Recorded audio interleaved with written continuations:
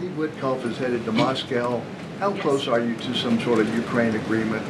I think the administration feels very optimistic. Obviously, you've seen, Steve, that the president's entire team, including Special Envoy Witkoff and Secretary Rubio and the Vice President and the President himself, Secretary Hegseth as well, have been working so hard on this effort, and they all really want to see this war come to an end. And so just yesterday, Sunday, I believe that was yesterday, they had very good talks with the Ukrainians in Florida, and now, of course, Special Envoy Witkoff is on his way to Russia. This is sort of the shuttle diplomacy that you've seen from this administration play out, where we speak equally with both sides. We've put points on paper. Those points have been very much refined, but as for the details, I will let the negotiators negotiate, but we do feel quite good, and we're hopeful that this war can finally come to an end.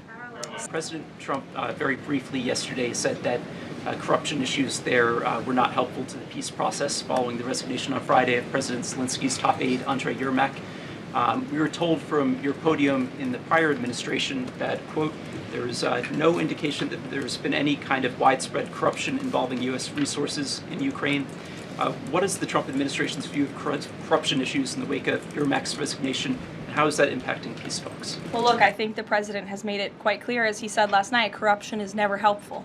And he does not want to see American tax dollars taken advantage of, which is why he has stopped the endless checks that were being written by the previous administration to fund this war.